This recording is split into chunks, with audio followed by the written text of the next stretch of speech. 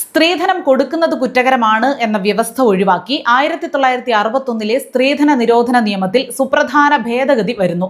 വരനോ വരന്റെ ബന്ധുക്കളോ സ്ത്രീധനം വാങ്ങുന്നത് മാത്രം കുറ്റകരമാക്കും. ഇതിനുള്ള കരട്, അതായത് ദ ഡൗറി പ്രൊഹിബിഷൻ കേരള അമെൻമെന്റ് ബില്ല് 2025 നിയമപരിഷ്കരണ കമ്മീഷൻ സർക്കാരിന് കൈമാറി. ഇത് പരിശോധിച്ച് ചട്ടഭേദഗതിയിലേക്ക് കടക്കാനാണ് ആലോചന. നിലവിലെ നിയമത്തിൽ സ്ത്രീധനം നൽകുന്നതും വാങ്ങുന്നതും കുറ്റകരമാണ്. എന്നാൽ സ്ത്രീധനം നൽകുന്ന വധുവാണ് പിന്നീട് അതിന്റെ പേരിൽ പീഡിപ്പിക്കപ്പെടുന്നത്. സ്ത്രീധനം നൽകിയത് കുറ്റമായതിനാൽ നിയമ നടപടി ഭയന്ന് വധുവിന്റെ ഭാഗത്തു നിന്ന് പരാതി നൽകാൻ മടിക്കും. ഇത് ഒഴിവാക്കാനാണ് നിയമ ഭേദഗതി.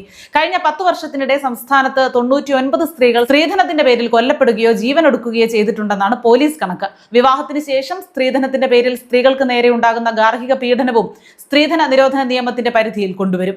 സ്ത്രീധനത്തിന്റെ പേരിൽ ഭർത്താവ് നേരിട്ടോ അല്ലാതെയോ ഭാര്യയെ മാനസികമായോ ശാരീരികമായോ പീഡിപ്പിച്ചാൽ 2 വർഷം വരെ തടവും 25,000 രൂപ പിഴയുമാണ് നിർദ്ദേശിച്ചിരിക്കുന്നത്.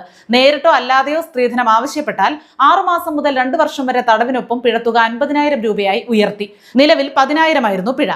നിലവിൽ സ്ത്രീധനം എന്നാൽ ഒരു കക്ഷി നേരിട്ടോ അല്ലാതെയോ വിവാഹത്തിനായി മറ്റൊരു കക്ഷിക്ക് നൽകുകയോ നൽകാമെന്ന് സമ്മതിക്കുകയോ ചെയ്യുന്ന ഏതെങ്കിലും വസ്തു അല്ലെങ്കിൽ വിലപ്പെട്ട സെക്യൂരിറ്റിയാണ്.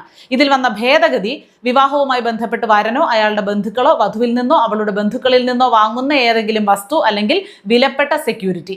നിലവിലെ ശിക്ഷയെന്ന് പറയുന്നത് സ്ത്രീധനം കൊടുക്കുന്നതും വാങ്ങുന്നതും 5 വർഷത്തിൽ കുറയാത്ത തടവും 15,000 രൂപയോ സ്ത്രീധനത്തിന്റെ മൂല്യമോ ഏതാണോ വലുത് അത്രയും പിഴയും ലഭിക്കാവുന്ന കുറ്റം. ഭേദഗതി വരുമ്പോൾ സ്ത്രീധനം വാങ്ങുന്നത് 3 വർഷത്തിൽ കുറയാത്തതും 7 വർഷം വരെ തടവും ലഭിക്കാവുന്ന കുറ്റം. പിഴത്തുക 50,000 മുതൽ 1 ലക്ഷം രൂപ വരെയോ സ്ത്രീധനത്തിന്റെ മൂല്യമോ ഏതാണോ കൂടുതൽ അത്രയും.